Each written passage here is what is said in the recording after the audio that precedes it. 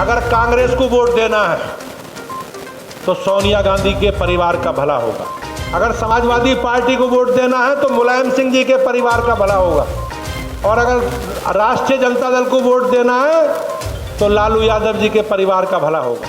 TRS को vote देना है तो जगन मोहन रेड्डी के परिवार को लाभ होगा। शिवसेना को वोट देना है तो बाल ठाकरे के परिवार को लाभ होगा। अगर एनसीपी को वोट देना है तो शरद पवार जी के परिवार की ताकत बढ़ेगी। तो बहनों, भारतीय जनता पार्टी को वोट देना है तो इस देश की ताकत बढ़ेगी, 140 करोड़ लोगों की शक्ति बढ़ेगी। हमारा कोई परिवारवाद नहीं, मोदी जी का कोई नहीं अकेले है, योगी जी सन्यासी है, कोई नहीं है। तो सावधान रहना, इन परिवारवादी लोगों से सावधान रहना है। इन्होंने भाइयों बहनों देश को लूटने का काम किया।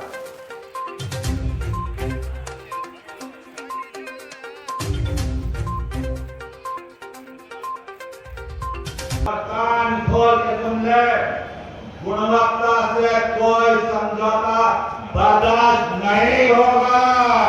ये जनता का धन है, हमारे प्रदेश के अध्यक्ष की मौजूदगी है, पार्टी का स्टार्ट का सवाल है। किसी कीमत पे भी कोई भी कमी किसी तरीके की भी बर्दाश्त नहीं की जाएगी। और हम लोगों का काम आंख और कान बन के इस शहर की जनता पूरा करेगी कि नहीं करेगी।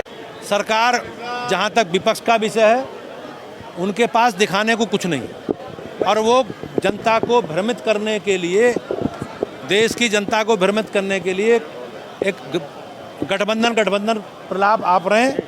उसी का मैं निश्चित रूप से कह सकता हूँ कि देश की जनता सब जानती है। वो 2017 में भी गठबंधन में थे, 2019 में भी गठबंधन में थे और 2022 में भी गठबंधन में। आज वो कहाँ हैं? जरा एक बार उनसे पूछो कहाँ है वो।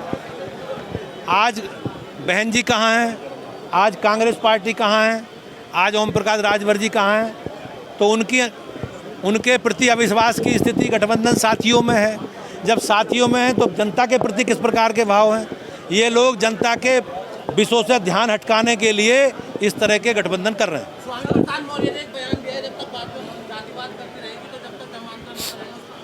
भारतीय जनता पार्टी का स्वरूप सर्वव्यापी है, सर्वस्पर्शी है, और हम सबको साथ लेकर चल रहे हैं। जातिवाद तो उन लोगों ने करा। आप समाजवादी पार्टी, बहुजन समाजवादी पार्टी, कांग्रेसी, ये लोग समाज में किस प्रकार से वैमनस्य और टकराव और तनाव पैदा किया है।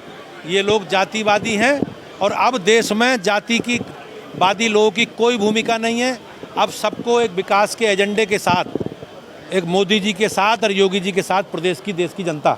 231 करोड़ बहुत होते हैं सिर्फ पीडब्ल्यूडी के, जिनमें से 52 करोड़ रुपए की ये सड़क है, चौड़ीकरण सुधारीकरण। आप कह सकते हैं बड़ी सड़कों में आखिरी सड़क बची हुई थी जो चौड़ी नहीं हो पाई थी। आज उसका सेंट्रल रोड फंड से उसका भी आज शिलान्यास हुआ है। तो पीडब्ल्यूडी मंत्री को बधाई और गडकरी जी को बधाई, क्योंकि पैसा तो सेंट्रल रोड फंड से आया। कुछ और नई सड़कों का आपने प्रस्ताव रखा था, मांगे मानी गई है। 4 सड़कों का चौड़ीकरण का प्रस्ताव था, वो पीडब्ल्यूडी मंत्री ने कहा कि एस्टिमेट भिजवा दीजिए, वो काम हो जाए। को लेकर क्या कहना चाहते हैं मंत्री? भाई बेचारों को अपना उनका हाल पे छोड़ दो, हमें काम करने दो, उन्हें हमें गाड़ी देने दो। नमस्कार, मुजफ्फरनगर बुलेटिन में आपका स्वागत है। मैं हूं दीपक वत्स। आज हम चरथावल पहुंचे थे। यहां पर बीजेपी की रैली हुई है और रैली में करीब 28 परियोजनाओं का लोकार्पण किया गया है। खास बात ये कि ये चरथावल सीट वो है जो बीजेपी के हाथ से खिसक गई है और गठबंधन के हाथ में ये सीट जा चुकी है। इसके अलावा अगर हम खतौली की बात करें तो वो सीट जीतने में कामयाब हुई थी बीजेपी, लेकिन वो उपचुनाव में हार चुकी है। इसके अलावा बुढ़ाना, पुरकाजी, मीरापुर की अगर हम बात करें, वो सीटें भी जो पिछले विधानसभा थी उसमें से खिसक चुकी है। लेकिन चुनाव है लोकसभा का, विधानसभा में जो समीकरण निकल कर आए हैं वो लोकसभा के चुनाव पर कहीं ना कहीं फर्क डालते हुए नजर आ रहे हैं। तो लोकसभा के चुनाव में मंत्री इस समय जो संजीव बालियान हैं वो पूरा प्रयास कर रहे हैं कि जो जनता नाराज़ है, जो विधायकों से नाराज़ थी, जो नहीं हमारे विधायकों को निकाल पाई है, कम से कम वो लोकसभा के कार्यों को देख ले, उनको समझ ले, हमने कितना विकास किया है, सरकार से मैंने कितना प्रयास किया है और अब कितना वो काम करके दिखा पा रहे हैं। जल्द से जल्द परियोजनाओं को उनका लोकार्पण करके उनको बता रहे हैं कि अब जल्द से जल्द मैं काम कराऊंगा और आपको चुनाव से पहले वो सब चीज़ें बिल्कुल क्लियर एक पिक्चर आपको स्पष्ट कर दूंगा कि देखिए ये मैंने काम कर दिया है और अब वोट का समय है, थोड़ा मेरा ध्यान दीजिएगा। हमारे साथ ब्यूरो चीफ राकेश शर्मा जी है। राकेश जी से मैं जानने का प्रयास करूंगा। राकेश जी, क्या लगता है आपको कि बहुत तेज़ी से, बहुत गति के साथ में जिस तरह से दो दो मंत्रियों को यहाँ पर आना पड़ा है और समझाना पड़ा है, जनता को रिझा रहे हैं, क्या कहेंगे इस पर? देखो दीपक, ये पूरा क्योंकि भाजपा की तरफ से लोकसभा चुनाव का एक तरह से आगाज हो चुका है और ये जो चरथावल की रैली थी, भले ही शिलान्यास हो, लेकिन इसके पीछे जो पूरा मकसद था कि जो क्षेत्रीय जनता, क्योंकि चरथावल विधानसभा पार्टी हारी है और कई और विधानसभा जिले की हारी है, तो कहीं ना कहीं पूरी पार्टी का जो फोकस है इस बात पे कि जो क्षेत्र हमारे हैं, जो विधानसभाएं हमारे हैं, जिनसे विधायक हम दूसरी पार्टी के बने हैं, तो वहाँ की जनता में जो नाराज़गी है या विकास को लेकर, तो वो तमाम पूरा फोकस इसी बात पे, केवल ये तो एक बहाना है विकास परियोजनाओं का शिलान्यास, पूरा फोकस जो है वो लोकसभा चुनाव है। ये चीज़ मंच पर भी साफ देखी गई, क्योंकि 7 वोट पाने वाले गांव को मंत्री जी ने आज खुलेआम बोला कि भाई मुझे 7 वोट दी थी आप लोगों ने, मैंने 3 करोड़ की योजना जो है आपके गांव में भी दी है। तो यानी कि अब उन्हें उम्मीद है कि भाई 3 करोड़ अगर मैंने दिए हैं तो अब कुछ ना कुछ वहाँ से भी वोट निकल कर आएगी। हिंदू मुस्लिम दोनों की बात हुई है और जातिवाद को लेकर मौर्या के बयान पर आज जो प्रदेश अध्यक्ष भूपेंद्र सिंह बोले हैं कि जो जातिवाद करते हैं वो अब सरकार में है ही नहीं, वो बाहर है, और तो इस तरह की बात अगर वो करते हैं तो वो गलत करते हैं। हम जातिवाद का गेम नहीं खेलते हैं, तो इस पर क्या करें? नहीं देखो, प्रदेश अध्यक्ष का जो पूरा बयान था, पूरा भाषण जो था, वो पूरा भाषण लोकसभा चुनाव से को लेकर था और उन्होंने ये बताया कि हम सबका साथ सबका विकास लेकर चल रहे हैं, लेकिन उन्होंने ये भी बताया कि चुनाव में, क्योंकि चुनाव एक तरह से चुनाव का श्री गणेश हो चुका है, बस घोषणा बाकी है, लेकिन भाजपा चुनाव लड़ रही है। उन्होंने ये बताया कि जो दूसरे दल हैं वो तमाम लोग भाईचारे की बात करके, जातिवाद की बात करके आपको बांटने का प्रयास करेंगे।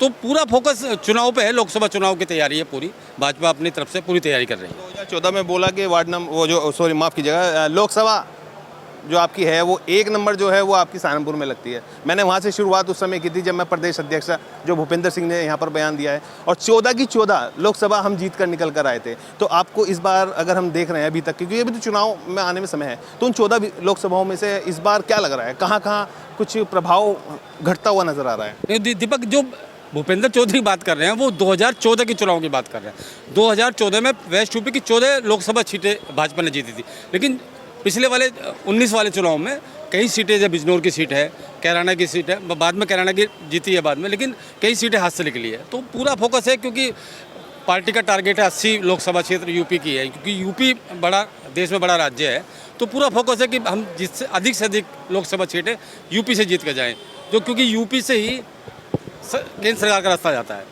अच्छा, कि आज तो मंत्री जी जो संजीव बालियान थे वो मीडिया पर भी थोड़ा फोकस कर रहे थे, अरे भाई गांव में जाओ तुम बात तरीके से सुन ले करो, तुम भी क्या क्या बात करो, क्या वो पूछेगा कुछ, गांव में बैठा होगा कहीं तो वहाँ जाके बताओगा कुछ। तो आज तो मीडिया पे भी थोड़ा सा गर्म होते हुए दिखाई दे रहे थे। नेचुरल है, देखो क्योंकि मीडिया है वो एक किसी पार्टी से नहीं बंधी है या किसी एक सांसद से नहीं बंधी है, उसे दोनों पक्ष दिखाने हैं, पक्ष भी दिखाना है, सत्ता भी दिखानी है, विपक्ष भी दिखाना है, तो कोई ना कोई तो नाराज़ होगा। अब हम सत्ता की बात करेंगे तो विपक्ष नाराज होता है, विपक्ष को दिखाएंगे तो सत्ता नाराज होती है, तो ये तो व्यवहारिक बात है। मंत्री जी कुछ ही कहें, क्या कहें, वो उनके ऊपर है, लेकिन मीडिया अपना काम जो उसका है, सत्ता भी दिखाएगी तो विपक्ष की बात भी करेगी, तो दोनों हम अपना काम करेंगे। तो आपने जो कहा वो हमने सुना, और जो आपने कही बात उसने सुनी, हमने उसकी भी सुनी, और दोनों को सामने रख के आपके सामने पेश कर दिया। अब देखिए 2024 का चुनाव आने वाला है, 2024 के चुनाव में किस तरह से वोट बैंक जो है बीजेपी बटोरने का काम करेगी। जो नाराज़ थे लोग, जो बीजेपी को विधानसभाएं हरा चुके हैं, अब वो लोकसभा में कितना साथ देंगे वो देखने वाली बात होगी, क्योंकि 2014 की अगर हम बात करें तो 2014 और 24 के बीच में अगर देखा जाए 10 साल का फ़र्क है, और इस 10 साल में क्या कुछ लहर है अभी भी मोदी की जिंदा, या योगी के जो कार्य हैं, जो योगी ने बुलडोजर चलाए हैं, जो योगी ने बदमाशों को एनकाउंटर में ढेर किया है, जेल पहुंचाया है, बहुत सारे काम जो यहाँ पर गिनवाए गए हैं, बताए गए हैं, जो दिखाई दे रहे हैं, क्या उन पर फोकस करते हुए लोकसभा चुनाव में जो जनता भाजपा को चुनेगी या विपक्ष के साथ खड़ी होगी, ये देखने वाली बात होगी। अपने सहयोगी नवनीत कौशिक के साथ दीपक वत्स, चरथावल, मुजफ्फरनगर।